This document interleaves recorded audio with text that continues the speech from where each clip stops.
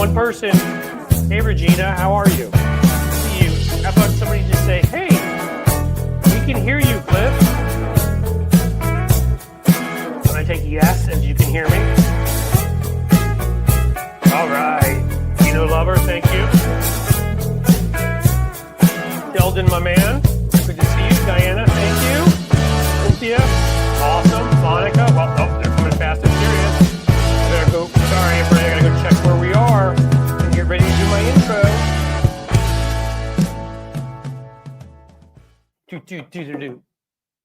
Hey, welcome back, guys. I am, as usual, coming to you from the Queen City, the Radio City. And we have much to discuss today. We're gonna have Bill Corbett on a little bit later, who is amazing comedian, Mystery Science Theater 3000. You got to know that. I've done a lot of other stuff. It's actually coming on in about 10, 15 minutes, and we're going to have a blast. Hello to you, too. I got from Deborah Cordette from, is that Central Oregon? We like folks from all over. Please, by the way, guys, subscribe to the channel. I'll tell you that right away. Please join the Patreon or YouTube membership. We're revamping that. It's going to be awesome. And, you know, let's be involved here more. There's going to be a lot going on. This is going to be growing. We're even adding one or two contributors, people whose names I think you've heard of. There's fun afoot. Before we get to the fun, though, we got to get to the jacks, as in the jack-offs. I don't know. I may have demonetized myself already. I don't care. I was going to do a rant today on how much butt Democrats are kicking, and they are, from Jim McGovern to John Fetterman to Dan Goldman, but I feel like I can save that for some of my videos. Today, I want to talk about a very specific species that exists out there. They're known as billionaires, and they mostly suck.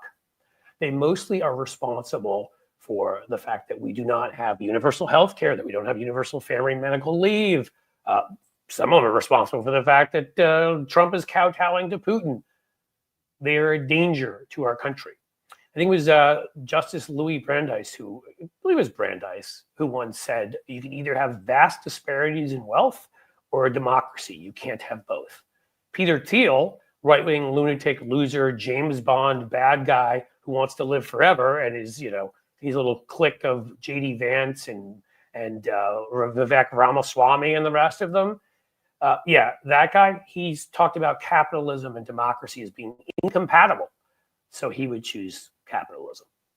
That's who we're dealing with. The vast majority of them on the Republican side, something like 40 of them, I believe, gave more money than the whole rest of everybody else did to Republicans through small donations. Elon Musk is an unelected loser with an EQ of a pile of dung, and he's sitting there in closed-door rooms, even though nobody elected him to anything, making decisions. That's called oligarchy, and that's where we've been headed. Ever since the Reagan years, we're like, oh, you know, let's cut that top tax rate from the 70s to the 20s. Let's start looking at efficiency. The University of Chicago Business School said, and efficiency to them was monopolies. Here's what we need to do. Now, look, I'm going to start by saying there are a couple of billionaires that support our side. George Soros, who's, of course, always ripped apart by them because he's a fun one to have anti-Semitic conspiracy theories about. But Warren Buffett, Mark Cuban, who I happen to actually know, who's terrific. Michael Bloomberg, not with us on everything, but we wouldn't be where we are on guns, and we're a lot better than we were 20 years ago, and choice and climate, and he fights for immigration. Okay, and I'm always going to point out there are exceptions, but most billionaires suck, and they're a failure of our policy. People shouldn't be amassing 20, 50, $100 billion from this country. Little wimps like Jeff Bezos, who today just said, oh, I think Trump's going to be great for us. I'm glad we didn't endorse. Yeah. My response to that is raise his tax rate, his top tax rate. Let's say anything he makes above, I don't know, 50 million a year. We slap a 90% tax rate on. And then on top of that, let's break his frickin' company into about 1,000 little pieces. How many local bookstores have been put out of business? How many people has he destroyed with what he's done? They don't care about anything. They are bad for us in every single way. They distort and destroy our economy. They take most of the money out of it, sits in foreign bank accounts. Yeah, maybe I buy a yacht here and there. They're not buying products.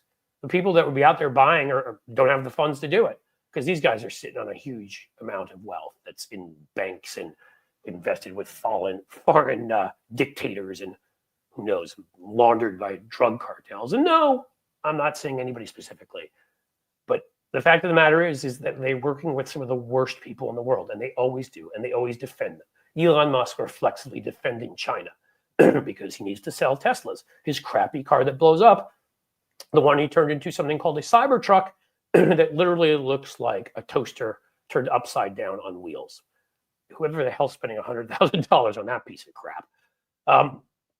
We have to deal with, again, I mentioned before, I don't know if he's a billionaire, but little Vivek Ramaswamy from my part of town here, from Cincinnati, pencil neck dork, who is out there right now and is talking about all these programs he's going to cut, like veterans benefits. I mean, of course, Vivek Ramaswamy has done a ton for our country. Whoa, is he sacrificed? We should definitely listen to that guy, the one that did a pump and dump scheme to make his money. It's pretty simple and straightforward. Billionaires are destroying us. Monopoly is destroying us. Why do we have 6 media companies controlling about 80% of what you see in here? Well, why is it that Walmart has crushed every local store in towns across the country and people have lost jobs? Why is it that these monopolies that will just send jobs abroad, they don't have any feeling for anybody locally. They don't live locally. They don't care. That's what all these white Trump voters don't get. They think they care about them? It's real simple, guys. When we say Democrats have a messaging problem, there isn't. I would argue with that somewhat, but that's not even what's important here. They bring up trans. You bring up Elon Musk jumping in the air like he's Tom Cruise on a Today Show couch, sitting in a back room somewhere with his negative EQ, negotiating deals and doing God knows what for our government when nobody elected him. Okay? They mention immigrants. You mentioned Peter Thiel, some weirdo, self-hating gay man who lives in California, so his marriage is safe, but is out there to destroy everybody else's and has some weird James Bond bad guy thing where he wants to live forever. You want to wonder who those experiments get done on and whose money is going to be used for that? Yeah, he wants to create cybernetics so he can live forever. Honestly, his ever having lived at all was to the detriment of society. And no, I'm not advocating violence. I'm just saying, world where he never existed, I think we would have been better off. But living forever, I mean, we may as well end the whole project now. How far away are we from the sun crashing into the earth again? Because, I think I choose that over him. I can repeat myself over and over again, but Democrats should have a message. FDR once stood up and said, I invite their hatred. Invite their hatred, Democrats. Again, there are a few folks who amassed large amounts of money, did it legitimately, and then just inherit the family money. The Uihleins here who did a package company want to come and tell everybody women how to control their bodies and whatever. They, of course, also had every tax break and everything else you can imagine. We don't need to be listening to people like Steve Wynn, sexually harassed a lot of people, which is, I don't know why he's not in the cabinet. Should be a spot for him. In any case, they're awful, most of them. They're terrible people. They're greedy. They don't care. They destroy the environment. They destroy our relationships with foreign countries. They're in hock with Putin, Orban, Erdogan, the Netanyahu, the worst of the worst out there. And they distort and destroy our economy. So we have a mass inequality of wealth among the people. And they leave, honestly, like locusts everywhere they go once they've left. It's been completely destroyed. They are the aliens from Independence Day. I think Jeff Goldblum actually used that line about locusts or whatever. That's what I've got to say today. I have a feeling that I think I have 2 people on here right now, and I have a feeling that Tony Michaels was here for a couple minutes, and Bill Corbett, great actor and writer. I should say Tony Michaels, the great radio broadcaster, because Tony deserves his due too. But I talked to Tony a lot. Bill, who I couldn't say enough amazing things about as a talent, as a funny guy, and has strong political opinions that I think he may agree with me on the billionaires. I'm not quite sure, though. Maybe Bill has a soft spot for them. We're going to see. But I'm going to get them both on here right now. Thanks for listening to what I had to say. Let's get to the next portion of the program. That has been Cliff's Note. Hey, how are you? Good. And hey, guys. Bill. Hey, how's it going? Good. Bill, Tony at all? What'd you say? No, I don't. Hi, Tony. Nice to meet you. Hey, good to see you, Bill. Good to see you. You guys would be go simpatico. I'm just saying quickly, you guys would be simpatico on a lot because both of you don't give a crap and aren't scared of speaking out about what you believe in, and that upsets some people in both parties and everywhere else in our society. So, Cliff, since I've seen you last, though, I really have gotten into billionaires. I really like them a lot. Oh, okay. Yeah, so we're gonna have some words here about what you just said. Did you set up an altar somewhere, Bill, to worship those billionaires? Is it on Twitter? Is it on? Do you go to Twitter and do your daily prayer to the oligarchs? Is it what you, Yeah, I'm finally getting a little under the table. Finally. Well, hey, you know, Thank you gotta you, get yours Soros. how you get it, right? right, all of us with our Soros checks. Here, TJ, love Corbett. We all love Corbett. That is definitely, definitely something that's true. But yes, Soros checks, whatever. And, you know, the irony, of course, guys, is I actually, and I like to say this because it's fun to piss them off. I've actually been paid by George Soros before. I found out through another entity. I know I'm evil. I got paid on a project fighting for abortion rights by the Buffett Foundation, you know, by Bloomberg when it came to guns. And again, he's bad on a lot of economic issues, but at least on some social ones. So, but my point is simply, well, I like to use that just to upset them, the Soros thing. But the fact of the matter is most of these folks, I shouldn't call them folks, most of these bastards are on their side, the vast majority of them. Okay. And they're destroying this country in every way possible. I don't need to. I'm repeating myself again, but I want to talk a little bit about that. And I will say that speaking of George Soros, it is kind of a new age that we live in, where the richest man in the world who bought Donald Trump's presidency goes to Donald Trump's mansion in South Florida, Mar-a-Lago, and declares to all the oligarchs in the room that he is the George Soros of the right. And they're all cheering and clapping, and he's all excited. And I'm like, this is the most ridiculous time that we live in, because they are literally worshiping the oligarchs, and it's oligarchy worshiping oligarchy, and it's just one big circle jerk of rich people. and you know, that's where we're at, and that's where we're headed. And I think next year is going to give a pretty good image to the working class in this country. What happens when you give the monopoly the entire government? Mm-hmm. Well said. I think that's absolutely right. And I think the point I was bringing up before about Soros is, it's not that they haven't put money into anything, but they paid me to do actual consulting projects. Right. They didn't sit there like these jackwads on the right and just pump money into, hey, why don't you, Project Veritas or whoever you're, go out there and just cause trouble. Here's a couple mil. Here, Ben Shapiro, I guess you didn't get as good of I was going to make a Jewish joke. I can get away with it. Like, I guess you didn't get as good of an inheritance from grandma as you needed. So we'll pay for your Facebook ads to take your little, again, this is a guy, I'm going to say it again and again. I steal this line from Deadpool. This is a guy who sounds like he mouth sex to helium balloon. Okay. That's the way he talks. He makes a muscle and it sort of falls downward. He actually does that on camera. And Cliff, somehow, I have seen him at Home Depot buying 1 2x4. So I think he is a real man's man. Oh, yeah, he's a tough guy. And one single 2x4 like wrapped up. And he was a creation. There were millions at one point tracked that were being spent on Facebook. And maybe it was grandma's inheritance. That's a line from Dodgeball. I built this gym by myself from Ben Stiller. And of course, a large inheritance from Grandma Goodman. But I mean, these people they've propped up who aren't even talented, and we won't even support our talented people, talkers, writers, debaters, thinkers, columnists, whatever. And it's created, obviously it's created this huge imbalance. I'll kick it back to you guys. Yeah. Cliff, speaking of Ben Shapiro, I would pay, Jake Paul versus Mike Tyson kind of money to watch you debate him, because long time ago when I first got to know you, I thought you were really good at, to use a real stupid Silicon Valley word, hacking the disinformation system on cable TV. And this was back, when the Bush 2, all those freaks were coming out of the woodwork. Some of them are still the same freaks. What was that woman you absolutely nuked at one point? Clea Mitchell. She is Clea Mitchell. She's one of the Forrest Gumps of evil. She'll show up like she worked for delay, worked for the NRA, worked for overthrowing the election. She'll be anywhere where there's some evil to be done. Yeah, something grubby happening. She'll be there. I thought you were really good at hacking what they did because liberals are so polite.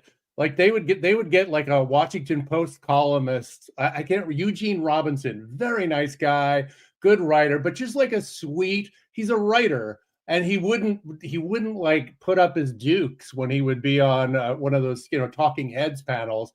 And then one day I saw you on TV doing that, not letting them interrupt you, interrupting them, absolutely short-circuiting their whole method of doing it. And that's what Shapiro relies on. He just keeps yammering at you like a little, chihuahua. And he talks fast and he seems to be smart, but it's just like he's cosplaying a smart guy. So I think you could absolutely get underneath that and body slam. I appreciate it. That's very kind of you. I'll say, first of all, I've said it before and I'll say it again. There's not one of them that if we're in a place where I know they can't turn off my microphone or my camera or whatever, not one of them. I'll do it on a street corner. I'll do it anyway. I will debate any one of those punks. And I'm sorry, I don't mean this to sound arrogant, but I will rip them in two. I mean, they're so easy. They're so transparently fake. But the second thing is, people here should know. I mean, the way I met Bill. Let's put this up here by Jim because this is great. I met Bill because I went on these series of things. Cleta Mitchell's the one that a lot of people have seen, but there are about a half dozen of them that back in a pre-viral age, before Twitter and when Facebook was young, still went viral because people shared them via emails and shared them on Daily Kos and whatever. And to make this quick, because I don't need to talk about myself a lot. It's more how I met you. Go ahead. Somebody was like, be a happy warrior, be like Cliff, go on there, rip them apart. This is how you do it. And I wanted to find that person because I didn't know who it was. It's like if one of you folks in the comment section here, and I just wanted to thank them. And so I sent a thank you to Bill. He was under a pseudonym. And I had no idea. And then I found out who he was and like, oh my God, I love you on Mystery Science Theater too. So now, that was a huge compliment coming from somebody who obviously knows how to communicate and make people laugh. And yes, I mean, again, they of course did, it's funny in the time right now because we just heard about what went on with David Frum on MSNBC, and they banned me after that for a while because that was the MSNBC where they had Tucker Carlson still on the show and they still had Alan Keyes. The human punching bag. Yes. Remember Michael Horowitz, that crazy radio host who is like a lunatic who would go. Yeah. I don't know what happened to him. He's probably in an alleyway somewhere. He's probably ranting at the heavens right now. Exactly. So I just want to say that I went and followed Bill on Blue Sky, and I've got to go. But Bill, it's great to hear from you. Great to see you. Oh, thanks. Great to be. So everyone go to Blue Sky, like Jim said, and go to the Blue Place, the Echo Chamber, and follow Bill so we can all echo at each other. And anywhere else you can follow Bill too, yes, because he's absolutely phenomenal. And obviously Tony goes without saying. You all, I mean, I'm the best in the world. I mean, obviously, hello, and really, Bill, if you like hard-hitting liberals, don't come watch my show. I promise that I put on my soft gloves and I don't put any. Yeah, I don't want to get scared. I don't want to get scared by impolite language. Tony doesn't hold back. And the last thing I'll say, I said this. Matt McNeil, who I know, Bill, another Minnesotan, came on. He's a buddy. I enjoyed the fact. I'm like, hey, look, it's a couple of white guys all sitting in the Midwest. How crazy. And we're talking about stuff like, I thought we were only allowed to do that if we lived in New York or DC, but it seems that we can have Tony from the Ozarks and have you from Minneapolis and me from Cincinnati, and we haven't been cut off yet. Yeah. It's crazy. Right. It's the flyover deep state that we are. Bill, Cliff, I've got to head out. Good to see you both. Yeah, nice to meet you. Thanks for being here, buddy. Oh, man. All right, Bill. I didn't hog all his time, Cliff. No, the way we do this is I met Tony, and Tony's been so kind and really introduced a lot of his audience to me. And so he has one of these right before mine. So I would go on his show. That's cool. And then he would have me, and then he would send his crowd here, and I go on, and he'd come on here with me just the first 5 or 10 minutes. I see. And so it's like a handoff, and it's cool, and we're on each other's shows a lot, so it's awesome. I like that he had a Muhammad Ali poster in back of him there. Yes, that's a good thing. So, how you feeling about? We'll start with politics, and then, as I've said to people, the folks I've had on the last 2 days, we had, a good friend of mine, Jamie Schler, who was on yesterday, who's a award-winning cookbook writer, just terrific person, lives in France, and we got the view from abroad, from American living abroad, but we also got the view from somebody. She talked also about food, about other things. We had John Fugelsang, who talked about his religious background and his upbringing. And I want to do the same thing with you, Bill, because you have such an interesting background and an interesting guy. But let's start with the political stuff, and then we'll get to that, which is what the hell's wrong with our country? And can Donald Trump, is there any circle of hell or any dung heap anywhere, or just any place you think he could go to find a larger group of miscreants than the ones he's currently picked? It is astounding, isn't it? As bad as I thought it would be, it's like, wow, at every turn he's gone even underneath that expectation. It's almost comical if it weren't so tragic.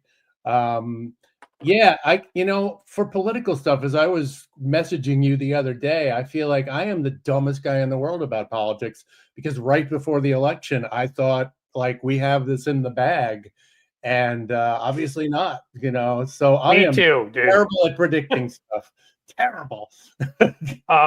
I had to apologize in the end to my folks here, because I started about a month before, and I said, look, so if you're terrible at this, I am too. I looked at everything that had been the answers to every election since 2016 that had allowed me to come pretty close to nailing it exactly in a lot of those. And there are a whole lot of reasons, from the step up in their disinformation apparatus to sadly realizing that whatever percent of this country can't vote for a black woman because they're idiots, to the fact that she had to do it all in 90 days and didn't have a full time to campaign. I mean, there are a lot of things, and incumbents lost across. We've never had. It's been 70 years. The last time I think every incumbent in a democracy has lost in recent elections because of post-COVID. We still haven't, there's still been lingering effects like inflation, No doubt. whatever. There are a lot of reasons for it, but look, I got it wrong too. So, all right. Well, somebody smarter than me got it wrong. Good. I also think voter suppression is underrated as a reason at this point, because it just keeps chugging on and getting worse and chugging on and getting worse. And so the mountain that any non-Republican candidate has to climb is getting steeper. Yes. And nobody talks about it. Like I brought this up the last show I was on too, or it was either with John or with Jamie. So one of the last two, which is Ohio, Georgia, Texas, Florida. Those are 4 big states. I mean, this state, is the smallest, and we've got, I think, about 13 million people. Mm-hmm. And you have secretaries of state sitting there and saying, well, you didn't vote 2 elections in a row, so I'm purging you from the voting rolls. And so when it comes to, we're not even talking now about, what they do to create big lines and not give enough voting booths, and what they do, when Russia's calling in bomb threats and all the rest, but just in basic taking people off the rolls and making sure their votes don't count. I got to believe between these 4 states, I mean, we're talking about a total of at least 500,000 voters that we're losing. And my guess is it's a lot more than that. Yeah. And I think all the people who have run into that brick wall over the years are not going back, because it's all right. Well, the system is rigged against me. Yep.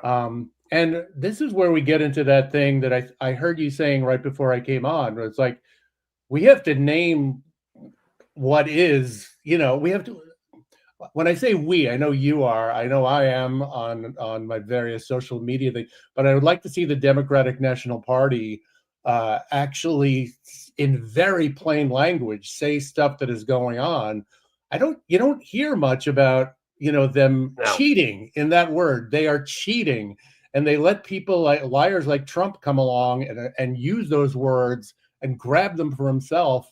And just, as many people have pointed out over the years, absolute projection, and accuse others of what you're doing. And I think Democrats, if they just hit on a couple of simple messages like that, it would at least help. Like, they are trying to cheat you. They don't want you to vote. They don't want you to vote. and I think that would have an impact in a way that more lawyerly language lacks. Put it that way. Oh, again, and that's why I wish we would consult you. I talked to John Fugelsang the other day, because here we have this sort of group cast collection, whatever you'd like to call it, of people that are so creatively talented in places like Hollywood, on Broadway, in creating theater, in creating sort of moments, spectacle.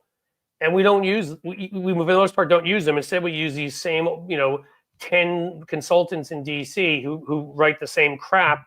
And I've told people before, the only reason why I got the opportunity to write ads for Biden in 2020 is because of COVID, because nobody could travel. So they were producing the ads. We were writing them. So it was like a virtual writer's room. I was writing ads, but because they were producing them, they weren't giving nearly as high fees for booking the ads. And so all these guys in DC, all these people didn't want to do it, because God forbid they make less than a couple $1 million and so I did it, and they still paid me what I thought was a very handsome amount of money. Yeah. And to me, Ohio money. Right. As I say, in Ohio here, it allows me to buy enough dogs and cats to eat for at least 3 weeks. And that's what's important. You're the one who was doing it. Damn it. I was eating the dogs. I was eating the cat. Okay. But I mean, that's the thing is that we should be listening to people that are Hollywood writers and producers. I always point out, like, we have these two key groups: Hollywood writers and trial lawyers. And trial lawyers, the whole thing is creating a story for a jury, is telling people, here's a story, a very simple story, like you'd read in a comic book. These are the good guys. These are the bad guys. The bad guys did this to harm all of us. The good guys are doing this to help us. I mean, it really is that simple, and are on your side. And that's what you're saying is, I mean, why we haven't turned their billionaire oligarch, we should probably just call them oligarchs, their oligarch class, into something negative. I mean, I'm sorry, if the people on our side who are wealthy, who are Democrats, get offended, they ought to look back to what I said during my opening talk with FDR. FDR was wealthy. Mm-hmm. And he came from a wealthy family, and he still stood up and said, bring it on.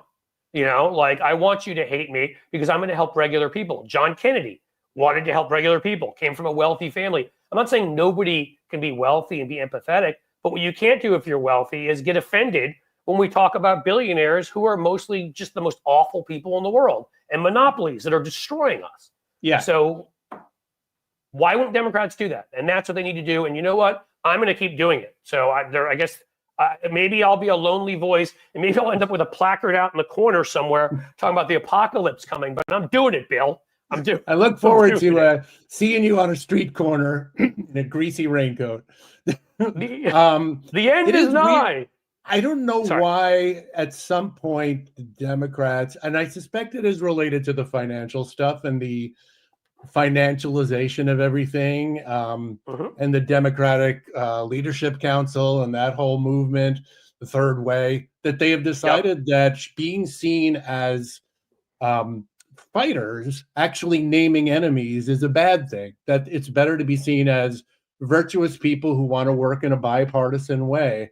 And I swear to God, if I have to hear the word bipartisan one more time, I'm going to put a fist through the wall. And it's not to say that is not some, horrible thing in the abstract. But in reality, when you have one side bragging about how bipartisan they are, and Chuck Schumer saying, like, well, we hope to do things with our Republican friends, and the other friend is saying, I will eat your baby's heart, basically day in and day out. It makes Democrats seem, I hate to say it, sorry, Tim Waltz, but weird, to borrow his word. It makes them seem weird that they are letting themselves be beat up by these people, and untrustworthy, because I don't trust a person who doesn't fight back after they are repeatedly pounding me in the face, or them. You know what I mean, though? It's like, it's just not. Of course I do. It's not a stance that most Americans recognize as a reasonable or trustworthy person. Like, they can't even fight for themselves. They're not going to fight for me, I think we all look at it that way. I mean, I sit there and, it's funny. I mean, you brought up those TV debates I did and other things I've done like that. Writing, which I try to bring some of that into my writing. And I'm always like, I don't get it. I don't. I guess maybe I'm wired differently because I don't understand how people wouldn't do that. If somebody is calling me anti-American, is attacking my family, if they happen to be immigrants here, or for their sexual orientation, or again, I'm not religious and even really very culturally Jewish, but it is the background of my family, and for that or something, I want to punch him in the face. I mean, and I can't do that legally, although Trump may make that legal soon. We'll have to see. But so what I do is I do it in my writing, I do it in my debating, and when I would come off of those sets, first of all, I loved when I would come off a set and the people around Fox would just be staring at me. Yeah, I often felt like they were going to pull out pitchforks and come for me if I didn't get out of the station in time. But they were too scared because you fought back. They're used to people Yeah, Hannity banned me and actually called me an asshole on live TV. Good. And I was proud of it. And again, this is not bragging. Like I just, if you have any pride, I don't get it. I don't get how you can sit there and let somebody say such awful things about you and your country and what we all stand for and everything. And then your response is, well, shame on you. Like, yeah, okay. The person who just said that has a lot of shame. So that's definitely going to work. We are so far past shame. Like that doesn't even enter the equation. Like, you can't embarrass somebody without shame. People should have learned that about Trump the first 5 minutes they heard him open his mouth. You're a New Yorker like me. I mean, we're both in the Midwest, but I grew up delivering the New York Daily News every day since I was 12 years old. And I remember Trump's fat face in that paper even then. So that's how long he's been in my life, since I was a kid, and I have gray hair now. But I also feel like, he's not subtle, and he's less subtle than he even used to be. And so if you're treating him like the noble opposition, you've lost the plot right out of the gate. Yeah. I mean, again, look, you also, it's sort of like in the same way targeting billionaires, you got to be consistent. So if you say that this guy is a threat to everything, which he is quite clearly, then, and again, I'm going to criticize Joe Biden. And I thought legislatively, Biden was one of the most successful Democrats, not just because I wrote ads for him in 20. And to be clear, I haven't worked. That's why he did it. That's why you put him on the right path, Cliff. Well, thank you. But you know what? When they wouldn't join us in a bipartisan fashion on, as you bring up that word, went on the stimulus bill, that's the one that got shots in arms and got people back to work. Yeah. When they didn't support that, when they refused to support the Inflation Reduction Act, we did it on our own, and we helped the country. I mean, in a perfect democracy, yes, you want bipartisanship because, of course, in a democracy that's functioning, you want to show people that parties solve their differences and work together. We're not dealing with that. We're dealing with a fascistic force that doesn't resemble a party in a democracy. It resembles a cult movement. And it is not for a long time, too. This is like, it even predates Trump. I mean, George W. Bush the second. I mean, you could argue Reagan, like those days where that it was already gone. But whatever it was then, it's such a more obvious version of it now than anybody play acting like it's Tip O'Neill and Reagan going out and having a beer. It's like, come on, man. Get with the 21st century. Right. Do we think they didn't pave the path for it? I mean, I talked about it back then. They were getting up and selling that lie about post-birth abortion, which, by the way, doesn't even make sense, in their 2016 primaries. And I remember pointing out back then that it was a night, I think Ted Cruz spoke about it, said something about it or whatever. And it was like a few days later or a week later, I don't remember when it was, that a crazy dude walks into a Colorado Springs Planned Parenthood and starts shooting people and mumbling about baby parts, which was exactly the phrase that Cruz used. So they started doing that stuff. Mitch McConnell turning the filibuster, which is an accident of history, doesn't exist in the Constitution, into something where suddenly we have to have 60 votes for everything, holding up a justice for a year on complete BS. And then the next time he gets an opportunity, while we're still voting, puts a justice on the court. I mean, they broke so many of those norms of the way, Newt Gingrich, I feel like, was almost of the beginning. I know there was in Reagan before that too, but Gingrich was the first time that somebody controlled a major branch of the Republican Party who was an out and out clown who had no morals and no values and just wanted to enrich himself and attack the other side.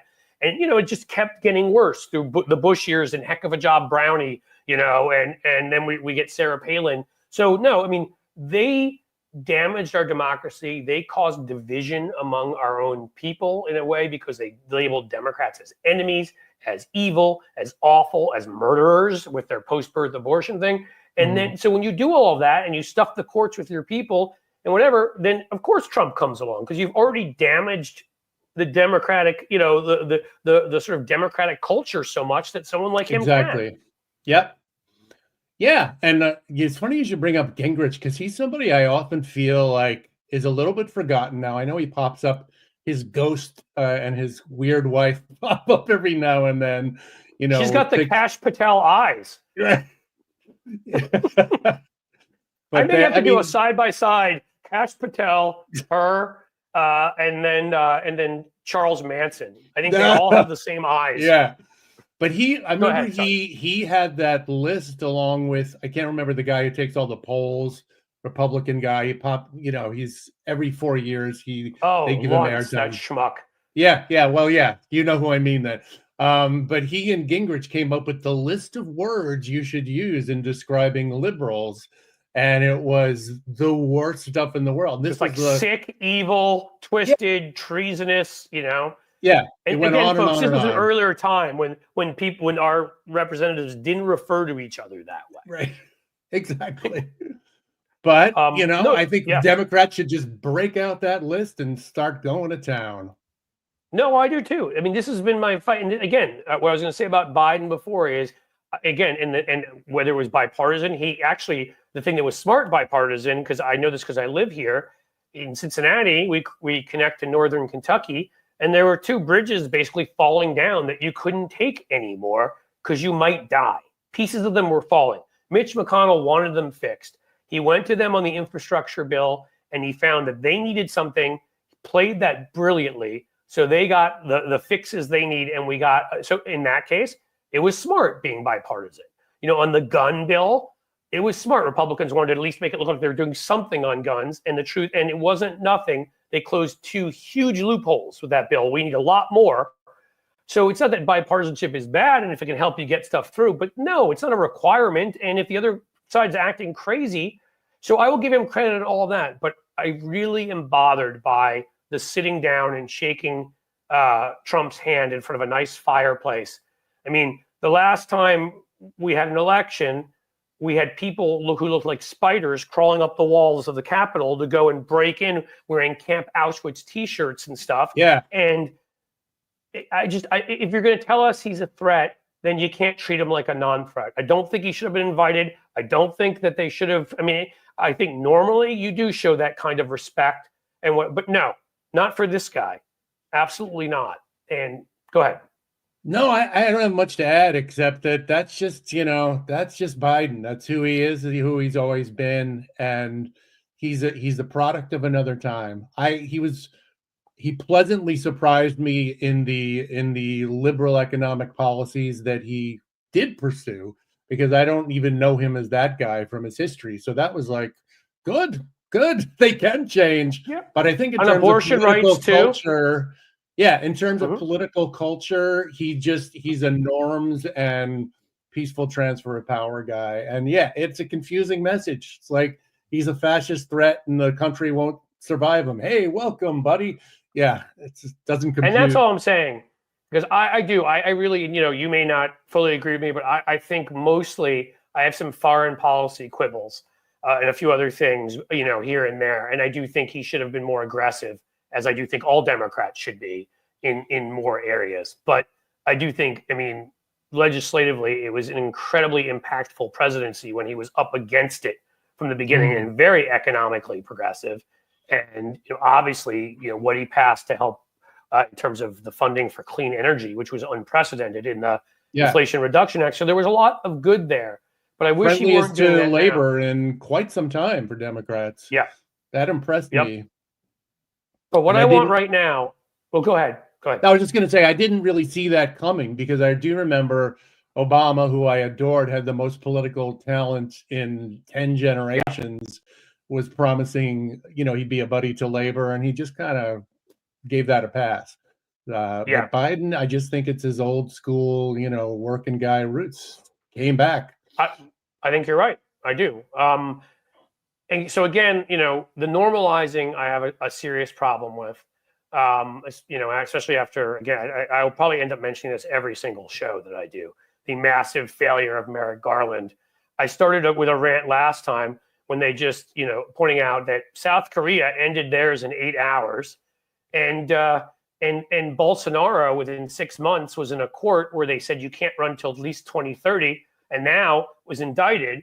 Yeah. And the timeline almost matches up so insultingly because it was January of 2023 that they had their insurrection in Brazil, and he got indicted in November of 2024. Well, it was January of 2021 that we had our insurrection, and in November of 2022, not only were we not indicting him, that's when Merrick Garland decided to first appoint Jack Smith. Yeah. Wasted a year and 3 quarters doing I don't know what. And that's the reason none of these guys, and never went after any of the congressional members. We have all their texts. Marjorie Taylor Greene. I mean, another one just came out. Heard of Kelly Loeffler, who just got nominated for the Small Business Administration. About we've got a plan to deal with the electors. I mean, there's so much evidence in texts in their meetings at the Willard Hotel. Mike Lee and Ted Cruz that these guys should have been indicted or at least investigated. I mean, I don't understand how that is not sedition. And we just didn't do it. So here they are. They all got reelected. They're all back, and it's unimaginable, and yet here we are. I kind of feel like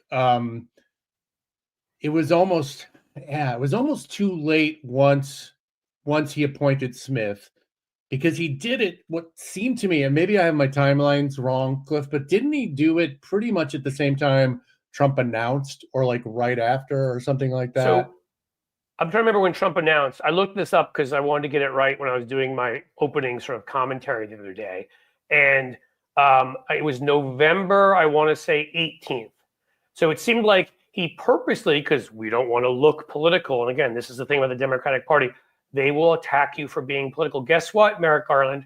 You're still, that enemies list of Kash Patel's that was released, you're still on it. Yeah. You saved nothing by trying to bend over backwards for these people, because nothing is ever good enough for them and will be. And I don't understand how people don't get that. So it's like he sat there. It happened in January, of 21. And what did he decide to do? He's like, well, it'll be too political if we do it, and it ends up being a trial around the midterms or something. Well, too effing bad. I don't care. They chose to do it. They can pay the damn political price for it, among other prices they should pay, like losing their freedom. But so I don't know if that's why he waited till then, but whatever the reasoning was, I mean, my God, 18 months or whatever it was, those were crucial. That was a crucial period of time. And there could have been up to probably 24 members of the House and Senate and others, in addition to Trump, indicted, so that we would never have to worry about them running for office again. Mm-hmm. And instead, I mean, so, okay, I have to do a Garland rant every time, because Please honestly, do. Music to my ears. I hate him. I mean, I believe that our democracy is in the situation it's in. He is up there with the mainstream media and certain other forces as one of the worst culprits. Brazil and South Korea are better democracies than we are. Mm-hmm. So let's stop talking about ourselves as exceptionalist.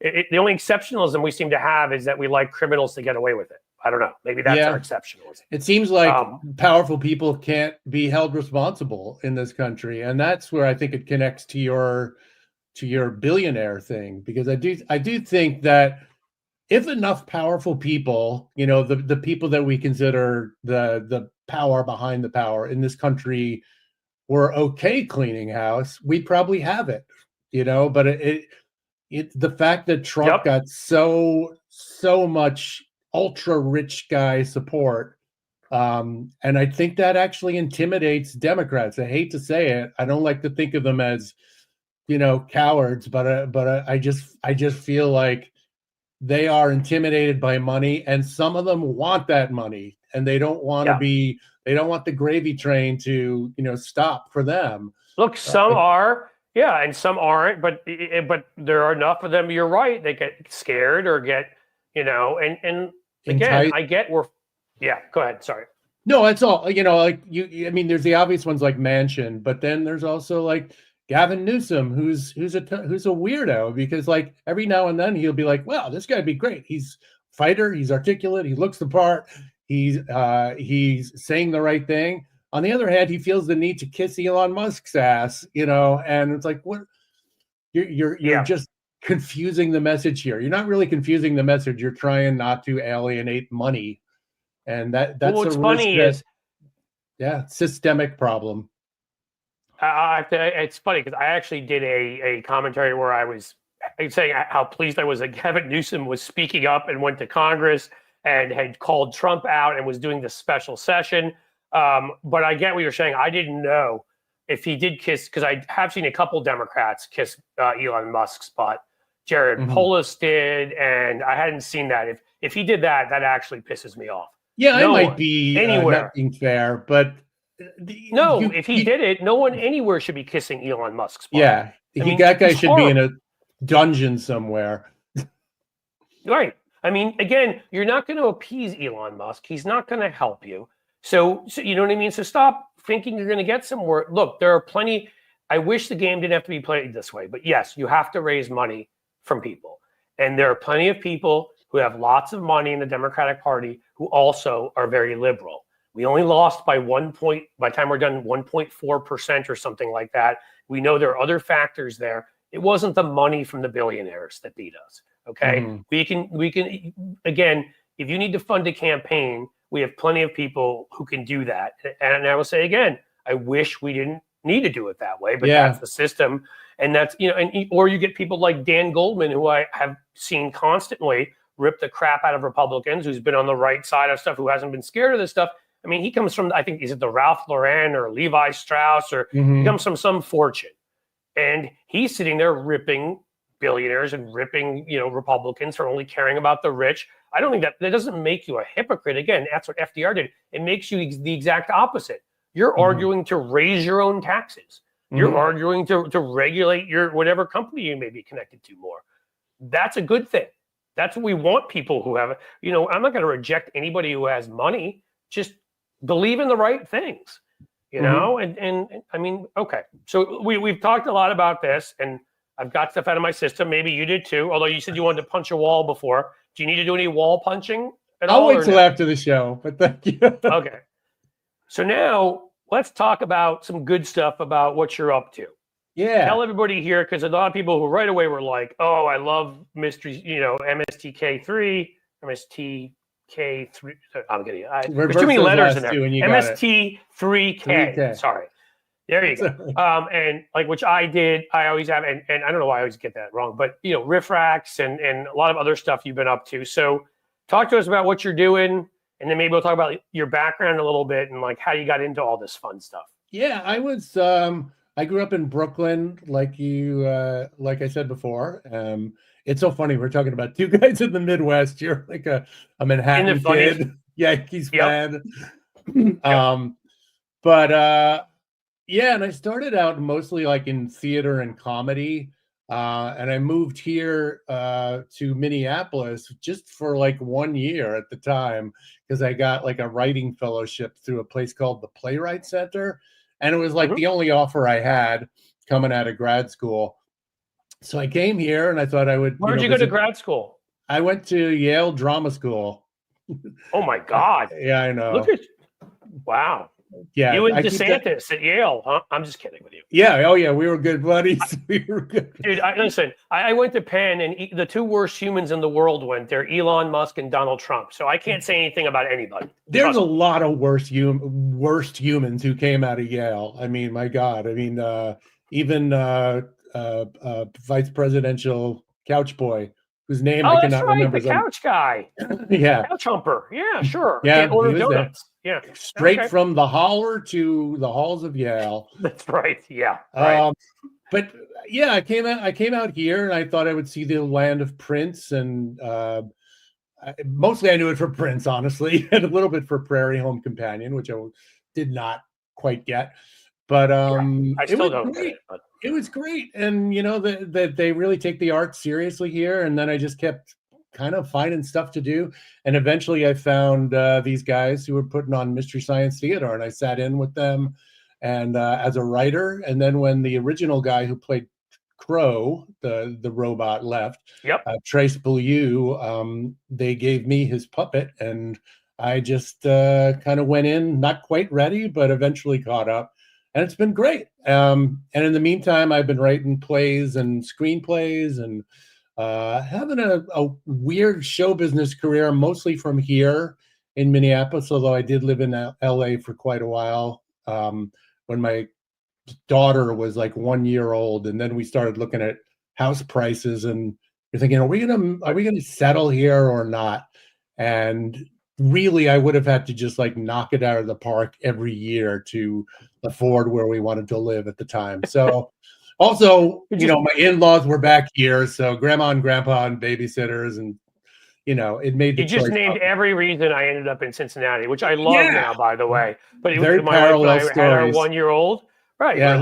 We're looking at Cincinnati. We're looking at DC and New York. We're like, that's expensive. Do we want to move all the way out to like West Virginia? I'm like, no, I don't want to move there. And so I was like, what? She's like, you know, Cincinnati's growing and had some great restaurants, and the arts are terrific here, and it has actual professional sports teams. At least theoretically, they lose most of the time. But you know, I just was like, and yeah, it's been great. So I understand why you moved to Minneapolis. I find it interesting. So you were never doing the Mystery Science Theater from LA. It was always from Minneapolis. Yeah, always from here. I know they did a more recent version of it with younger people. That was filmed in LA, and jerks. I am joking, but they did make me like I was a guest on it a couple of times. It was very nice. But they did a bunch of those from LA. I think now there's the more recent version was in Pennsylvania. I don't know.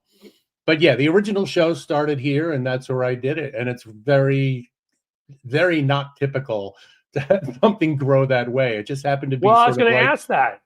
Well, because a pre-internet age, right? I mean, now you can do something from all sorts of places, you know, and you doesn't matter. I can do this from Cincinnati as easily as I can do this from New York.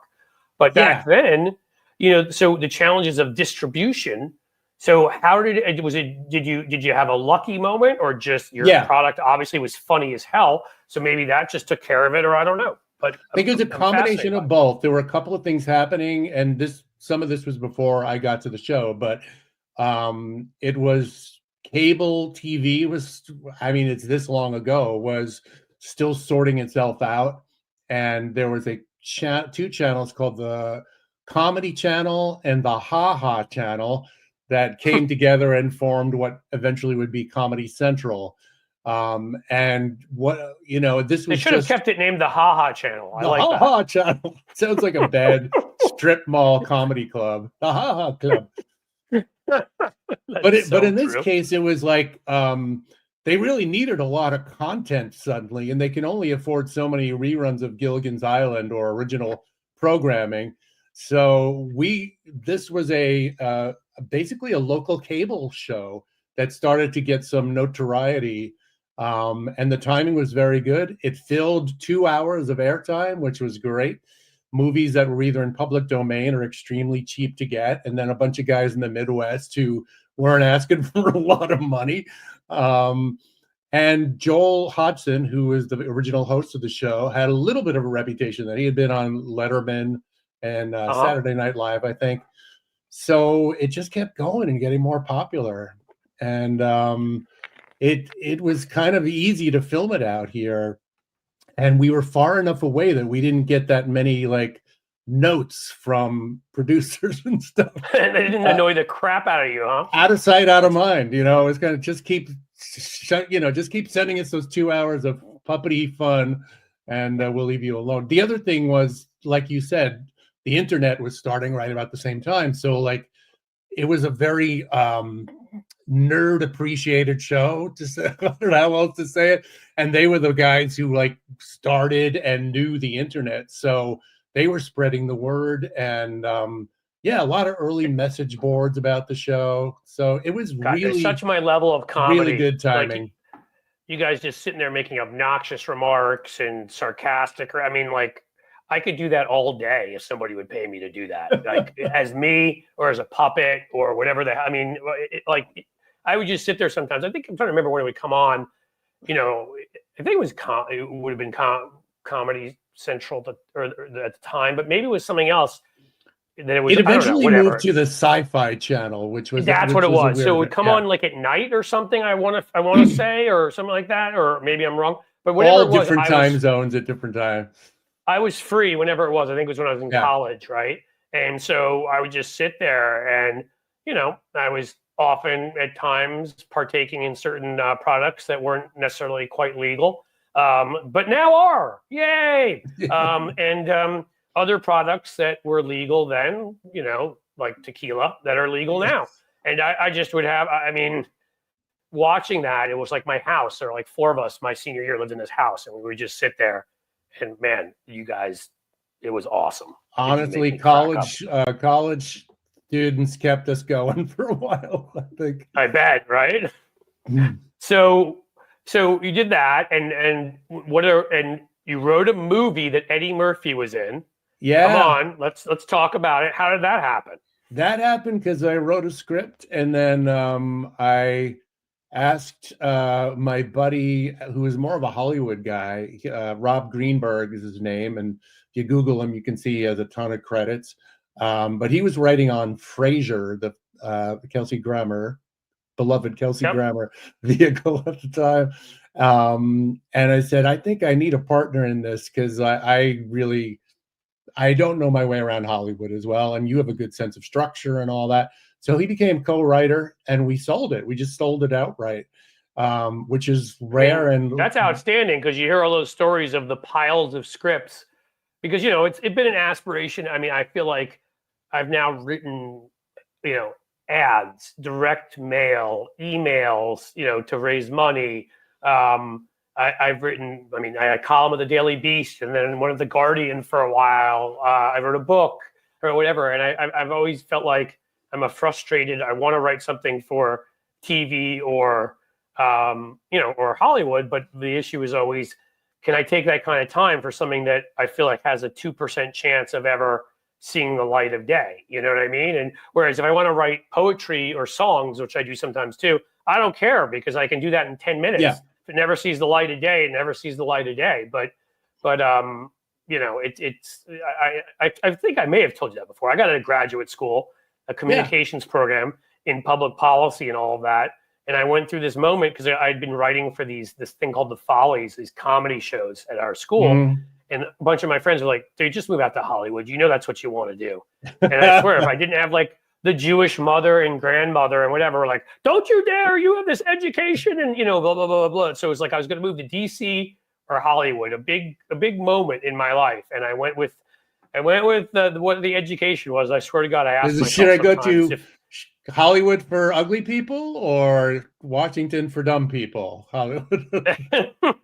I think sometimes that LA would have been more of my speed, but you know, I would have enjoyed that. You know, it's a beast of a town. It's hard to do anything. I mean, you know, all of the things that didn't get produced over the years that I wrote are really what I feel sometimes more than. So Rob and I sold this thing, and it was called Starship Dave at the time. That's the title we sold it under. I don't like the title change, honestly. I think it takes away a little of the fun. But yeah, and the first person they were going for was a guy named Steve Carell. And I had not heard of him at the time. That's how long ago it was. Like, but he just got The Office or something like that.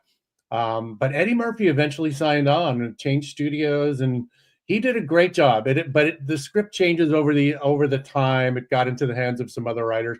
I don't think it's a great movie, but I enjoyed it, the experience. I'm grateful for it. I thought it was pretty funny. Bought a house. Kids like it. it became more of a kids movie because the guys who produced Elf were involved, and they tried to make it more like Elf, and you can see that in the kid suddenly had like a little companion kid, but it was great fun. I'm very grateful for it. Right after that, Riff Track started, which is my friends Mike Nelson and Kevin Murphy, and so I've been doing mostly that ever since. But I'm getting back into the screenwriting world now. And so you're working on scripts? I am working on something with a different friend of mine. It's more of a thriller mystery thing, and that's going out soon. See what they think. Fingers crossed. Well, that's awesome. You Yeah. know, I discovered, I didn't know this. So a friend of mine looked it up the other day. I don't know why I never bothered that I have an IMDb because I was hired. So this was a film that was winning awards at, like it was going to, on the film festival circuit, winning awards. It was about, you know, people coming together. It starts off as a movie. There's somebody who's going to be a terrorist, but it has a plot about people learning to get along and everything. And I was recommended to them because they didn't feel like it was getting enough PR. They felt like it would have a message beyond the general audience that specifically would hit like the liberal political world. And so I started off, you know, promoting, and then there were some changes made, and I gave them a couple lines, which they liked, and a few other things. And they ended up naming me an executive, was it executive producer? Something like that. Harry Lennox was in it. You know who Harry Lennox from the Blacklist? Yeah. And so he was the star attached to it. And it was just funny because I discovered it the other day. I'm like, hey, I have an IMDb. There's like one thing there. But I had no idea it even existed. So, you know, maybe where are all these residuals coming from? What? I know. Where? So, no, trust me. What is the name of it, Cliff? So it was yeah, check it out sometime. So it was called The Algerian. And then eventually when the company, and I'm sure again what you're talking about, rewrites and scripts, whoever it was, the bigger company that eventually picked it up, made them change the name to Sleeper Cell, which I thought was stupid.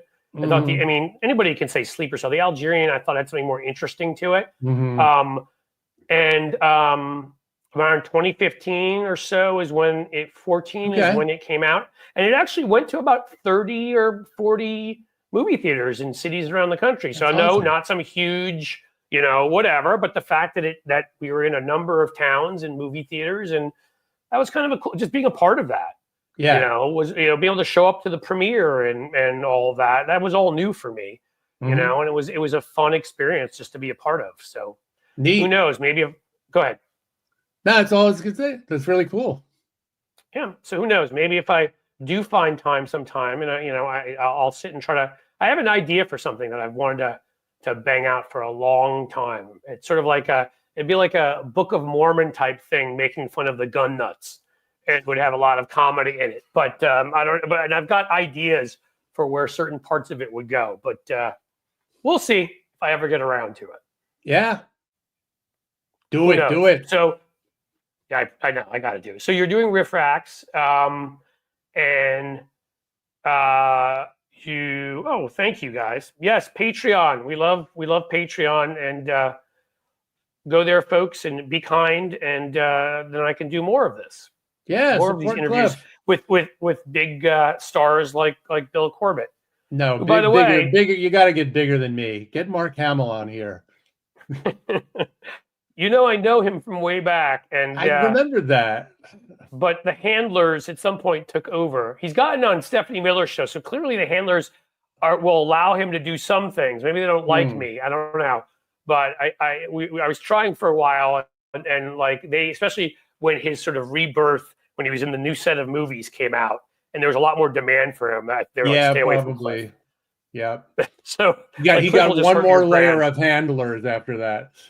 Yeah. So, you know, but I do have some, I think I've said it to some of the audience where I've got, I actually do have, Mark Cuban has agreed to come on, which should be interesting. That's Maybe awesome. I'll talk to him about billionaires, and we'll see his, but I got, Phil Collin, who's been a friend for a long time. We were on a radio show together, the guitarist for Def Leppard. Will be not Phil Collins, Phil Collin. Okay. Ending with an N. He's the longtime guitarist of Def Leppard. I'm a rock and roll kind of guy. And then I recently worked on this project fighting what ended up becoming an ethnic cleansing of sorts, horrible, by Azerbaijan. Putin gave them the go-ahead of this Armenian enclave. And I got to work with Serge Tankian, who's the lead singer of System of a Down, a metal band. And so, those are some people. Cliff, are you a metalhead? I am everything. Yeah, if it's got like a ass-kicking guitar and drums, I love it. Wow. But to me, that could be anything from, like, I love Springsteen. I love U2. I've seen them all. I went out to the Sphere to see U2. I saw Springsteen multiple times, including in Jersey. So yes, I make it over to metal, but it's like everything in between, from grunge to some, I don't know if you'd call it sort of alternative rock and roll, like Green Day. Like there's a lot in between there. But yes, I like my music with an ass-kicking guitar riff, a lead singer with a lot of range in their voice, and who can screech, and some really good drums. So that encompasses a lot. Because I'll still go back to like the Who and the Stones and stuff I love from the 60s too. So it's a broad array, but there's going to be definitely a lot of rock and roll kind of stuff going on the show here, because I love it. That's awesome. Just like with you, like comedy I love. So I want to broaden the what we do here. So, all right. Well, thank you, Sheldon. All right. We got a super chat for another great guest. Yes. See, my great guests help me get super chats. Well, you mean Bill, you don't even try it. I've met this guy in person, folks, and he tries to act like he's just a regular guy, but the brilliance is in the air. No. Hey, I know who you got to get Frank Conniff on. You know Frank? I don't actually. If you know him, and you can introduce me. He's good buddies with John Fugelsang, because they used to do that that show for. Right. Was it VH1? Yeah. Yeah. No. Not VH1. Sorry, I'm looking for satellite radio. Sirius. Oh, yeah. Well, I just went on his show the other night. Well, it was funny. That same day he came on here 2 days ago, he suddenly texted me and was like, he does the 9 to 12 p.m. He's like, my 11:15 p.m. guest canceled. I'm like, John, I love you enough that I will come on at 11:15 and be exhausted the next day. I think there was actually a guest on John's show years ago, John, on that show. But yeah, Frank and him are buddies, and he was like his sidekick, his Ed McMahon for years on that. And Frank is more political than me, and he's very, very funny. So you got. Well, I'll hit up both of you guys, you and John, for some of your, because I mean, again, I know a few other comedians too. It's always either radio or TV shows I've done, or on social media. I just happen to come across people's paths who are, who are funny and interesting people. But you never can know enough, because again, I mean, we're being serious. We're back to being serious now, but I swear to God, I could sit here and make jokes with you all day, and it would be such a pleasure. So, all right, so you're in Minnesota. You're good. How old are the kids now? Are they still around? No, my daughter's in college. My other kid is in junior year of high school. So, okay. Yeah. I mean, I started you guys as are a a few dad years older after than 40 mine. years old. What's that? Yeah, I'm just saying. I mean, I was a little under 40. But you guys are just a couple of years older than I've got an 18 and a 15-year-old. So it was cool this year. My daughter's now a sophomore in college, and the first year was a little shaky, getting used to it. She's having the time of her life now. And if there's one bit of wisdom I can pass on to anybody, is like, try to go away to college if you can afford it, because I do think it really changes your, I don't know, it makes you into an adult. It's a little challenging, but even you have to. Kid like my daughter, who was kind of shy and didn't want to leave home particularly, she would never want otherwise. Now she has such good friends up there. Yeah, you have to negotiate that stuff, and So are you guys you thinking you're gonna stay in Minnesota for the time being? Because my in-laws are here and they're pretty old, so we're sort of taking care of them. After that, I don't know. We might do the Minnesota thing of being snowbirds if we can afford it. Like summers here, then LA. Don't go to Florida though. No. Yeah, no. LA. My brother did that, and I said, buddy, I am never going to visit you there. Sorry. I've seen it. There's only one place I go to and I like in Florida, because they hate Republicans, which is Key West. Oh You're yeah. closer. You're so close to Cuba. It has so much of that influence. It's so liberal. I think I brought up the other day that they put up signs directly contradicting DeSantis's order that you couldn't wear masks, and they basically were like, "F DeSantis, you're wearing a mask here." So that's the one place in Florida that I am comfortable. Otherwise, if I have the money to be a snowbird, I absolutely will be in Southern California. Yeah. Or at least somewhere like that. Yeah. You know, out west, Tucson or Santa Fe or somewhere where I love the West and the mentality too. I mean, our biggest problem is I love, you know, at least you're still in a blue state. I love this city, and this city, you know, and this county has become more and more Democratic. You know, I mean, I think the last one, there was still a Republican prosecutor, and we knocked him out this time. So I think every single county elected official now is Democratic. But I got to contend with the rest of this insane state now. And yeah, you know, it's really gotten bad. And I think you know this, but like I have family there in Columbus, the Columbus area. My sister's there. My parents moved out there when I was already out of it. Like I was in college, but it was a job thing. And so my sister was younger and grew up in Columbus. Oh, in Columbus, yeah. Yeah. Yeah. And it's gotten a lot more red since since, you know, the mid 80s. The rural areas have, you know, again, like sort of that Trumpist extremism, the pull that he seems to have, you know, which I've talked about before. And it was so much this time that, you know, Sherrod, who's a real person, we were talking about real people earlier, doesn't come off, I mean, takes on corporations all, you know, time, comes off like a regular guy. He, you know, would show up in union halls and be comfortable and, you know, slapping backs and stuff. And, you know, we used to have a lot of folks like that here, but in the end, you know, they suppress God knows how many votes with their Secretary of State in the cities, the 3 Cs, as we call them, Cincinnati, Columbus, and Cleveland, but also even Akron and Dayton and places like that. And the rural voters come out. And I do think that's going to change to a certain degree. It's just, I used to feel like we were, you know, Trump had made it look worse than it was because he ran on such Ohio issues like the anti-trade stuff and the whatever, that we really just leaned in most elections a couple points Republican. But this one was so bad. That I don't know. And, you know, I have very dark thoughts because let's just say a lot of the people who are doing the voting for them, let's just say they're rural and they smoke and they're older and they drink a lot. And they don't. They get mad at Michelle Obama for telling them to have less than 4,000 calories a meal, and they consider exercise walking up 2 steps. And I'll just say, maybe they won't be around as long as us. That can help change the state. Say no more. Say no more. I don't want to get you in trouble with Kash Patel. Yeah, I do know this, by the way. About right. Kash is already coming for me about Frank Conniff. I was just saying I don't know him. I know of him. Yeah. I know his work. I don't know him personally in the way I know Bill and I know you John will Fugelsang, soon. He's a delight personally. So yeah, that's going to be real tough because I've lived here 13, 14 years now. I've loved this city, you know, developed a neighborhood here. It's a lot like Brooklyn called OTR, has 5-star restaurants, certain chefs who left the East Coast, you know, felt like there's too much competition in LA and New York, like 5-star chefs.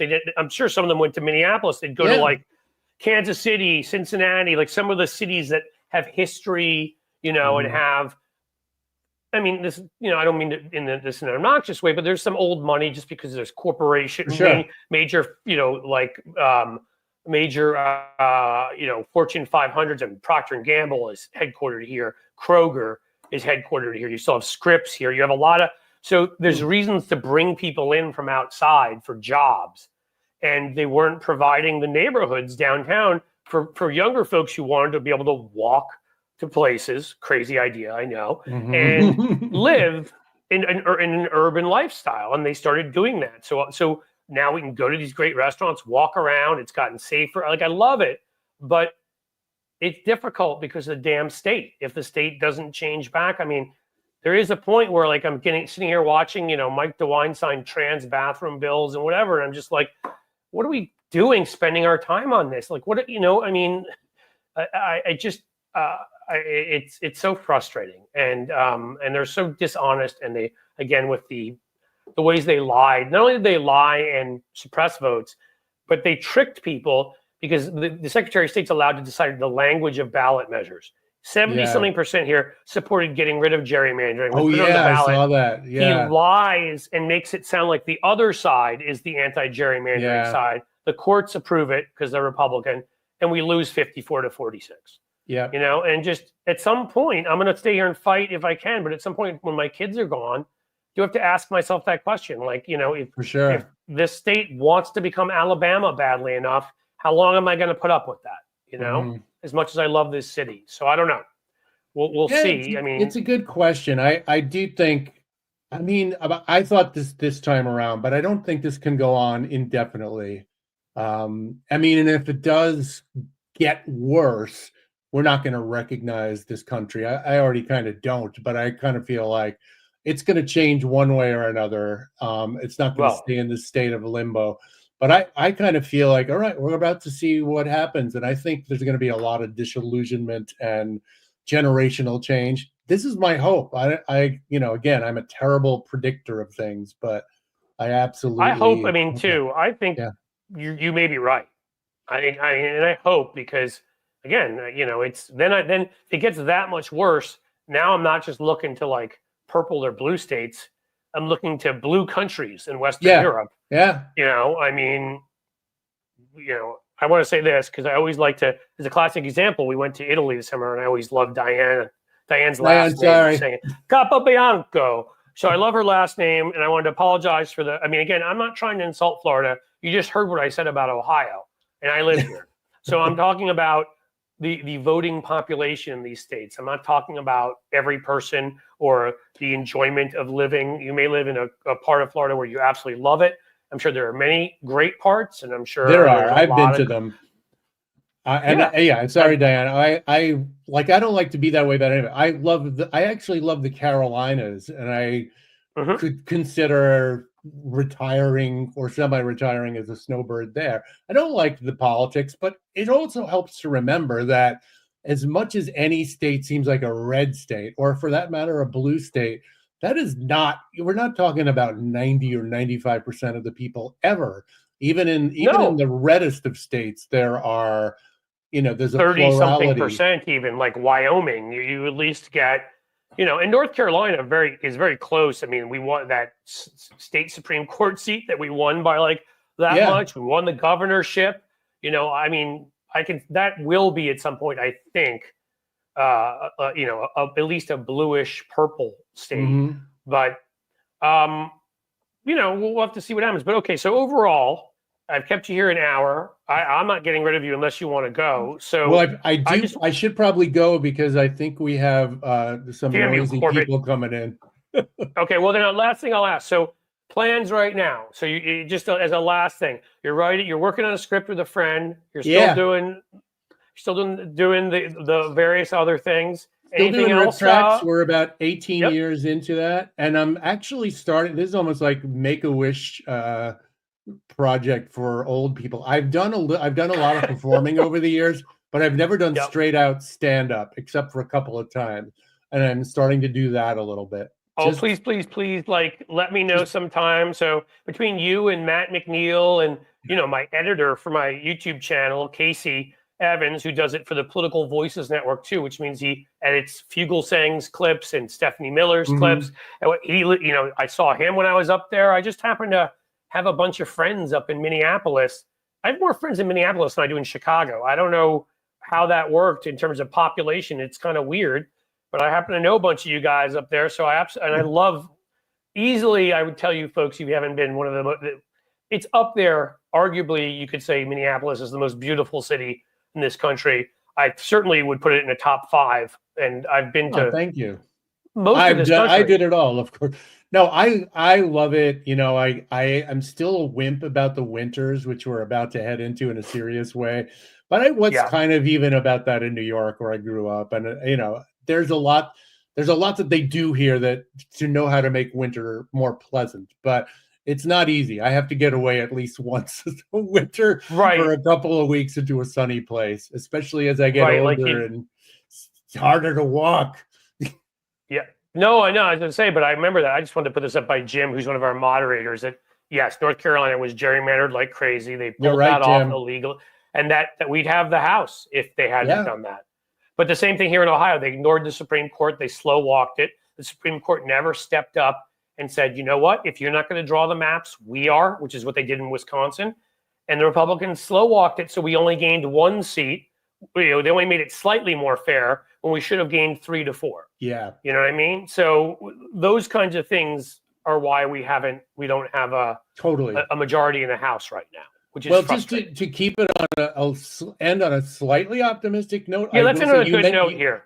You mentioned Wisconsin. Yeah, things are terrible. It's unfair and it's infuriating, like the thing that Jim says about North Carolina. But Wisconsin is now pulling itself out of that, that horrible sort of limbo that it was in for a long time, ever since Walker and company just destroyed the government there. And I think there's some hopeful signs. I'm not going to predict anything, of course, because I'm often wrong, but I do feel like if it's fought on enough fronts, it's going to the Trump front is going to collapse eventually, especially when they see that he's not going to do shit for them, honestly.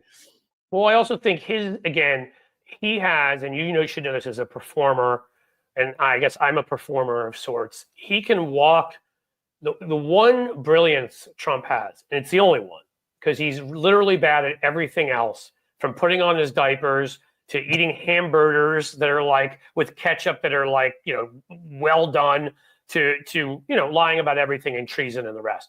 But the one thing he has is he has that animal instinct of a con man, and performers have it too sometimes, where you can walk in a room and figure out what everybody wants and make those people laugh and cater to those people. He is unique that way, and that's why you saw so many Democratic senators win. Ruben Gallego, Jackie Rosen. The only states where we lost, with the exception of Pennsylvania, are ones where we were overwhelmed, where Trump won by so many points that some of the people then voted down ticket. So even if it was a 10-point drop, that still screwed us in Ohio and in Montana. But he has that, and he has the other two traits, whereas there are people that have that gift, but also aren't sociopaths. They have empathy. Yeah, and also, honestly, the 30 to 40 plus years of PR, spreading his image as a business genius, which nobody has, and so he's pushing 80. He'll tip over eventually, and then they won't have that. And then it's the list, because I'll give that list to you quickly.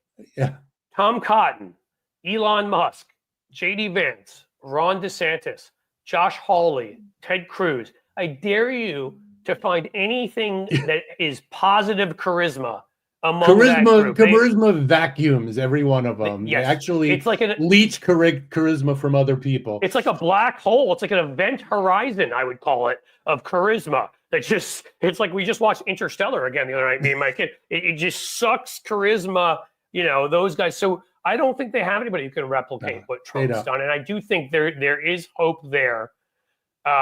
Listen, I'm going to let you go. I could talk to you forever. Thanks, Cliff. You are, what I think of you. You're an outstanding person and outstanding fighter for what you believe in, and funny as F. And thank you. I want to apologize. They demonetized me, so I have to not curse, which kills me. I'm sorry. I think I let go as one. Oh, no. You can let a few go. I try to be careful because if guests let a few go, but there's like a limit.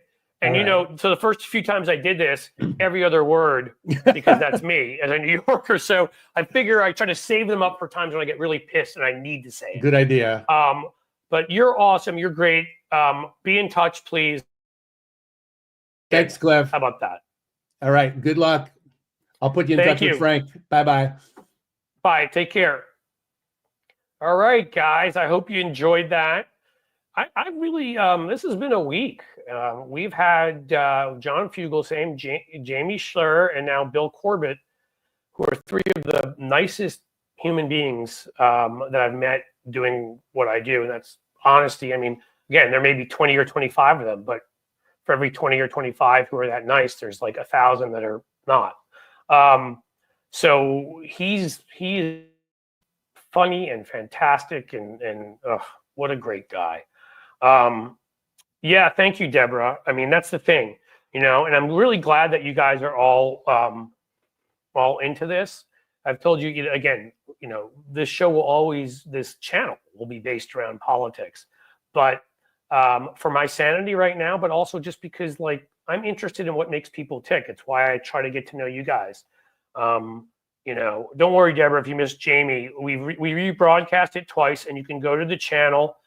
You can go to just my channel, Cliffs_Edge @Cliffs_Edge, and click on live, and you can rebroadcast there. You're by yourself. We've rebroadcast it in general. You can watch any of the ones. And Jamie was on Bill and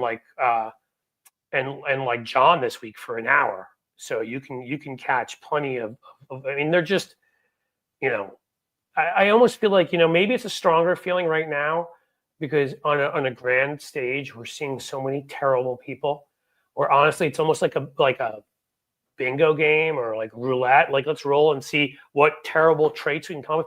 Sexual assaulter. All right. Oh, look, you shared some secrets with the Iranians. Oh, look at that. You committed financial impropriety and stole money from your company. You sound like a good Secretary of Homeland Security, and that seems to be the way we're doing it. And so to me, as you may find, being surrounded by friends and family, people you love, people you care about, I kind of feel like even among the guests I have here, the people I really like, it's important for me to have folks that are just genuinely off camera as awesome as they are on camera. I don't want to have people on that are they're great on camera, but I know that they're not terrific people off, because there's just too many not terrific people out there right now. They're being thrown in our faces. And so I definitely want to do this. This was a little shorter than others. So if you guys have questions, it is a basket of deplorables, Cynthia. Let me put this up here by Jim. And then I'm going to tell you, just so you guys know, again, I'm so excited. I'm talking a little bit later today to the admin I'm going to add, who's going to make sure that we keep our TikTok channel up and moving, because that's not been going. That this channel, we're taking our live streams and we're cutting my original rants into 5-minute videos, that we're getting shorts out of it, good conversations. So we've got even a lot more content. So that I am on time with things, especially I've said many times how guilty I feel about that the membership stuff has not been kept up to date. And I've promised you all it will, and now it finally will, because that's going to be her first priority. She's amazing. Is to make sure that we are getting in there and getting people. We're going to sort of, I think, streamline it and make it so you'll know, and set it to the sort of where we were supposed to in terms of what it'll cost. Either $5 a month for this or whatever, and you'll get one thing or two things or three things. It'll be very straightforward. You'll know what you're getting, and I'll ask you guys to do that to support me doing this, because again, I want to do more of this, but like everything else, time and it needs to be something, and where we're bringing in enough revenue. Now, right now, the YouTube revenue's increased from ads, which is terrific. Where did I see? My friend Michael McAndrews here gave one of the most generous gifts I have ever seen to me last time, and that helps a huge amount. So really, any small amount, super stickers, super chats, becoming members is incredibly helpful. We're gonna have merch. I think hopefully you haven't all gotten your Christmas tree ornaments, because I have some great ideas for some ornaments that I think we may get rushed out there. And if you're like me and you're late on buying Christmas presents, maybe we can get some of those put together if I can get with my new admin quickly. But all the different ways we can bring revenue in here. Maybe we'll build more of a presence on Twitch. All of those things, because we, in Facebook, where we'll put videos up, because I've got to make it so that this is a financially viable model, and then I can put in the kind of time I'm putting in. And Michael McAndrews, keep on talking, Pink Floyd. Now you give me $10. You're too good for me, is what you are. I really appreciate that. And we'll see what we can do. But $3 is small, but goes a long way, is what Talia is saying. Yes. So I don't know if that means you're giving $3, but please do, because I can even, again, 3, 2, whatever. It adds up, lets me pay an admin so I can get some of those other things done so I can spend more time on here. And that's good. So I won't do the, we're not quite done, I don't think. I'm not going to do come on. But what I will do is, what do you got for me? What questions you got? Maggie Pie. Why aren't moderate conservatives speaking out? Some are. The problem is, most of the moderate conservatives have already, in some ways we don't look at them as moderate conservatives. They're Adam Kinzinger and Liz Cheney and people that have already, Jeff Flake, have already done it. The one that has spoken out in the Senate and said some things is Lisa Murkowski, who has stood up. Thank you for that, Deborah. That also, by the way, if you subscribe, guys, we are less than 1,400 subscriptions away from 100,000. They give me, YouTube decides I'm viable and gives me a marketing person to talk to. Now, let's hope it's not like just a phone number and they never answer. But if it's legit, that may help too. So even by subscribing, you could be really helpful. But in terms of moderate conservatives, there are former judges who have. A lot of them spoke out during the election. I've seen a bunch of them still saying things. I don't have necessarily new ones for you I can think of. But even Barr criticized Kash Patel when he was nominated. He spoke out. Bolton spoke out about Kash Patel. So some are.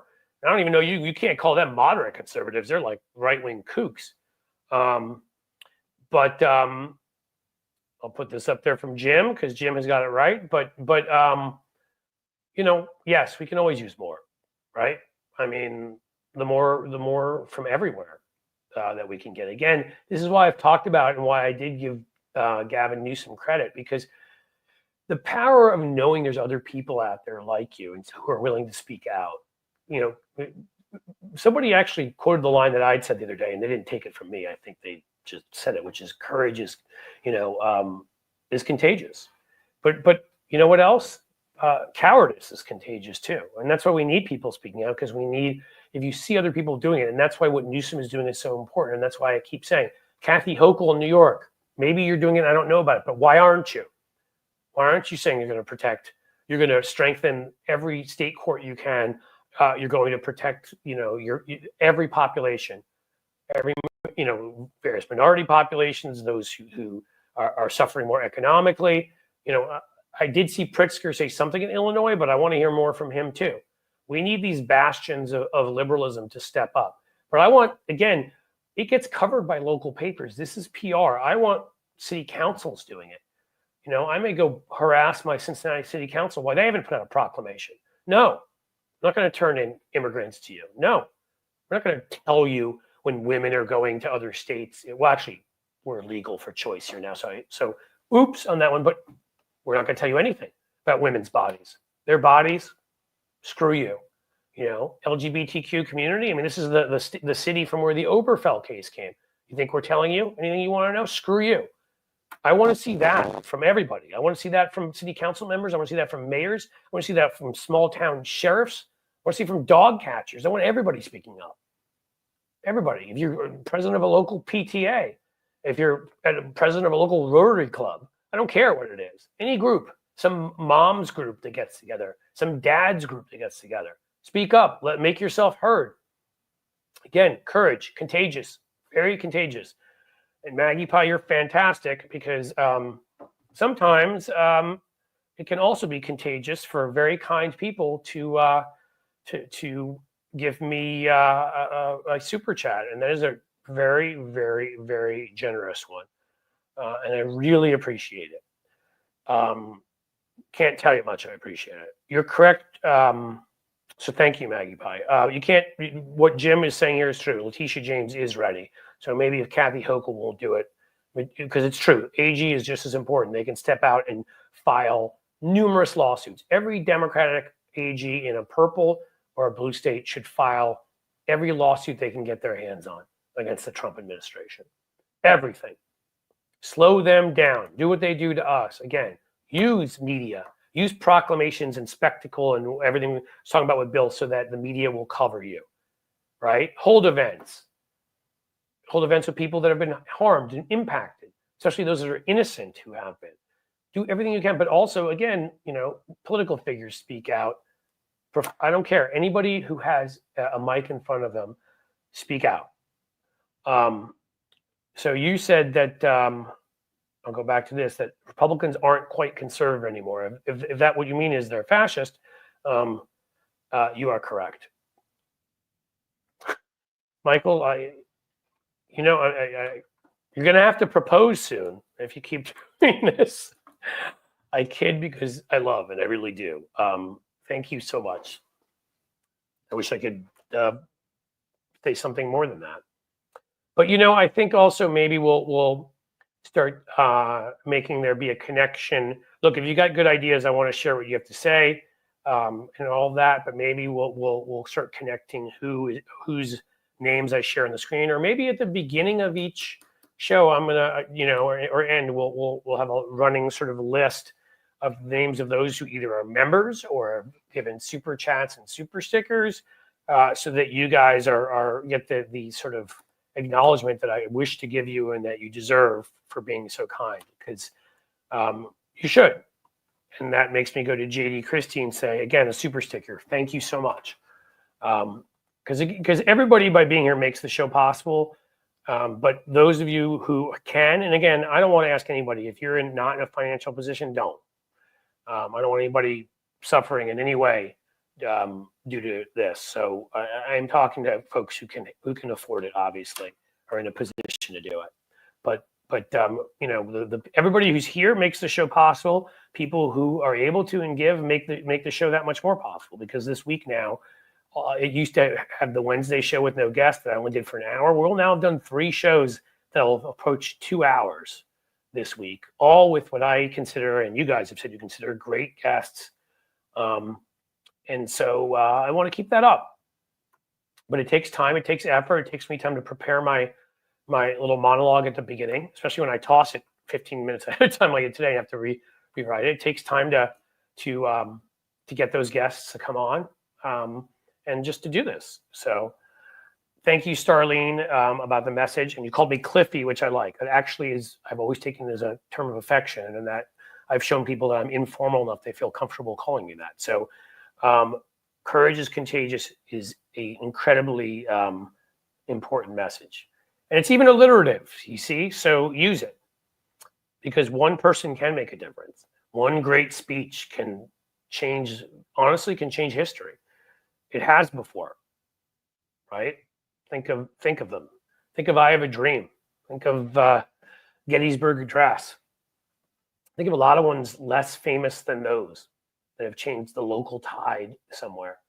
I think Zelensky's done some of that when he just stood up and spoke out and they said, you can get free passage out of the country. He's like, I'm not leaving. Well, I was elected president. I'm not leaving my people here. Their fate will be my fate, and I will stay here and I will fight every step of the way for my country, my sovereign state. And I mean, Zelensky showing that kind of courage, I think it helped unify Ukraine to fight. Maggie Pie, I'd love for you to interview more Americans abroad. People like Jamie bring so much clarity. They do, right? And that's why that one was a perfect one, because I talked about what happened in South Korea and Turkey. Not Turkey, Brazil. I don't know why Turkey came out of my mouth. Probably because I said something about Erdogan being terrible earlier. Let me think about that, because I do know other Democrats abroad. Hell, I could get people on here that are folks abroad, literally French and British and others, to tell us what they see from their side. There's a couple great commentators I'm friendly with who I had on my past audio podcast that are commentators in the United Kingdom or France, who I've gotten to know, that I could have come on and say what it looks like, the mess we look like from their side of the pond. But yes, let me think more about Americans I know living abroad who would be good for this. So I do think their perspectives are incredibly important. I think this is exactly right. Zelensky's inspired others, and it needs to be done, because look at the hits they've taken. I mean, there's got to be a lot of fear when the United States is not only now, you fear it's not an ally, but may join the somewhat larger now axis of evil. I mean, if we're standing there with the autocrats, with the Orbans and the Xis and the Putins and the Erdogans and the Milei, I think it's Milei, the one in Argentina, is already crashing his economy. We don't want to stand with those folks at all. What else do we have, guys? There is a saying, from penny to create. Don't worry about the darkness, for that is when stars shine brightest. It is a great saying. That was a great saying. Again, look for inspiration. And that's kind of my point about courage being contagious, because somebody can say something, one person can say something that influences everybody. But imagine now when all sorts of people get up. The theme of every great movie, right? I am Spartacus, or Captain my Captain, or think of all those times where one person is going to take the blame and everyone else stands up to be with them and support them. We need more comedians in leadership. Jesse James, I would agree with that. Zelensky has proven he can be serious when he needs to, but he can be funny. That's why you have the John Fugelsang's and Bill Corbett's. We have members of the House like that, again, strong as hell. And, you know, I've said Swalwell and Jasmine Crockett, people like that, who can be strong 1 second and then can be funny. Very effective. Very effective if you can mock them. All right, guys, I think that is about it.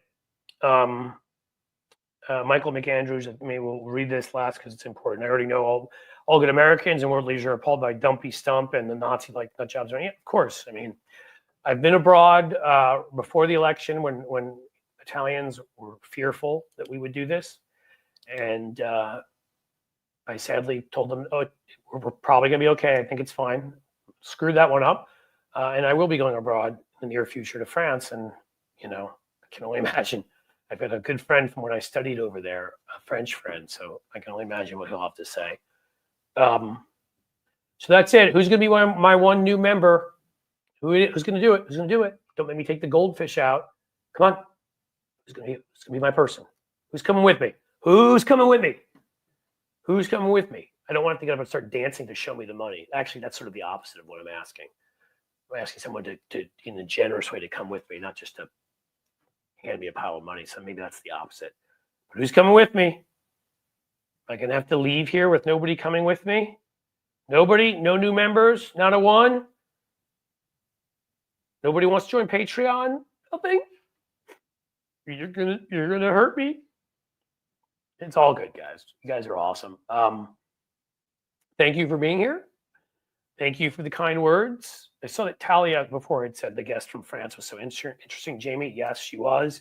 Don't want to lose sight of that just because Bill was so interesting today. I think it was like, you know, the week we got 3, and Jamie was perfect in the middle because she did something different.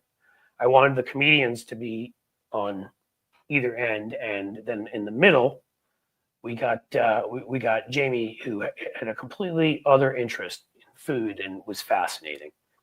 Please like and subscribe. Yes, thank you. Thank you so much. Kathleen Matthews, I got here late. That's okay. You can rewatch these. I will have Hal Sparks on. He is a busy dude, as you know, doing 47 streams a week. Not as easy. You know, Hal does like multiple streams, a radio show on Saturdays. He's got 2 rock bands. He's not what I would call a man with lots of leisure time on his hands. All right. So is anybody going to save me here, or am I going to have to leave with the goldfish? Do I have to leave with the goldfish? Anyone? You going to save me? One new member. That's all I ask. One new member. All right. I don't think we're going to get it. Thank you guys for watching. Thank you for supporting the guest. Thank you for supporting me. This will be rebroadcast, as I've told you, so for those who got here late, 9 o'clock tonight, 9 o'clock tomorrow morning. And then probably this show and the others at various points over the weekends, because I don't do a Friday show. But if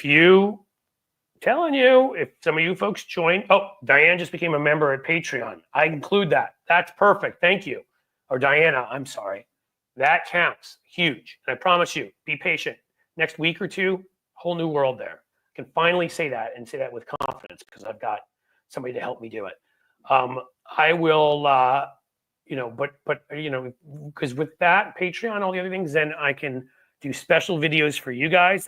We're definitely gonna start doing a couple extra videos for you, but maybe I can even add on either Monday or Friday a fourth stream. I'm not sure I have the ability to do that yet, but if there are enough members, enough super chats, I'm able to do that and do that for maybe just like more of a we just talk to each other session, 45 minutes or an hour. JD Christie, member for 2 months. Look at that. Awesome. Thank you.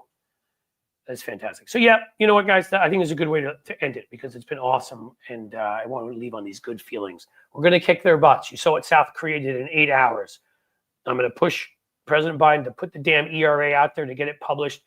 Don't listen to any fake, Congress saying there's a time limit. Screw that. Not in the Constitution. And yes, 100,000 subscribers on YouTube is coming. I think I'm 1,350 shy last I looked, or something like that. Something like that. So go subscribe. Let's get there. You guys have been great. Have yourself a wonderful afternoon, an even better evening. And as the sun sets slowly in the west, I bid you a fond farewell, guys.